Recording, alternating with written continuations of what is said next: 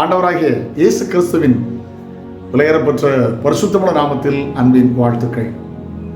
ஆமென். நம்முடைய ஆயுசு நாட்களில் நண்பர்களுக்கோ, உறவினர்களுக்கோ, கல்லூரி படிக்கிற நண்பர்களுக்கோ, பள்ளிக்கூடத்தில் படிக்கிற நண்பர்களுக்கோ, அல்லது உங்களோட வேலை செய்கிறவங்களுக்கோ, அல்லது உங்களிடத்தில் பணியாற்றலுக்கோ சுவிசேஷம் அறிவிங்கள்.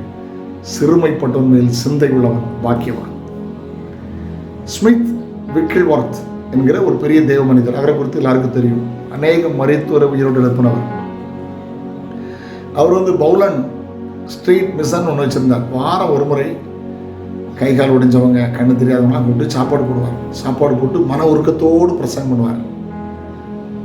ஆமென். அவங்களுக்கு இயேசுவை தெரிவிப்பார். நான் கூட மாதம் ஒரு முறை நாங்கள் அதை செய்கிறோம். பார்வையற்ற மக்களுக்கு சில மாதம் தவறி விடுகிறது, ஆனால் வழக்கமாக எல்லா மாதமும் செய்வோம்.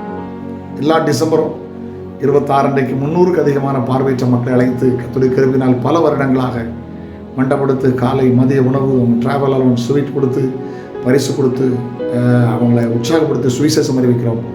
பார்வையற்ற சிலர் சபையில் இப்பொழுது விசுவாசிகளாக இருக்கிறார்கள். கர்த்தருக்கு ஸ்தோத்திரம். ஸ்மித் விக்கில்வர்த் என்ன செய்வாரா, அவங்களுக்கு பாரத்தோடு ஜெபம் பண்ணி சுவாச வார்த்தைகளை சொல்லி அனுப்புகிறோம். அடுத்த வாரம் மருந்து கைவிட்டிருக்கலாம், மருத்துவர் கைவிட்டிருக்கலாம், அடுத்த விருந்துக்கு வரும்போது இயேசு உங்களை சுகமாக்குவார்கள். அநேகர் வீல் சேரில் நடந்து போவாங்களாம், கைகால் கம்பில் அவங்க சுகமாகி போவாங்களாம். ஹல்லேலூயா. நீங்கள் சுவிசேஷம் அறிவிக்கும் போது இயேசுவை நம்புவாங்க. இயேசு அங்கே அற்புதங்களை செய்வார். அற்புதம் செய்கிறது நான் அல்ல, எந்த ஊழியரும் அல்ல, அற்புதம் செய்கிறது இயேசு. ஹல்லேலூயா. சுவிசேஷம் அறிவிக்க வேண்டியது நம்முடைய கடமை. சுவிசேஷத்தை அறிவிக்காவிட்டால் எனக்கு ஐயோ என்று வேதம் சொல்லுகிறது. ஒரு நபர் கையில் சுவிசேஷம் அறிவிங்க. வெறுங்கையா பரலோகத்துக்கு போக முடியாது. ஆத்துமாதாயம் பண்ணுங்க.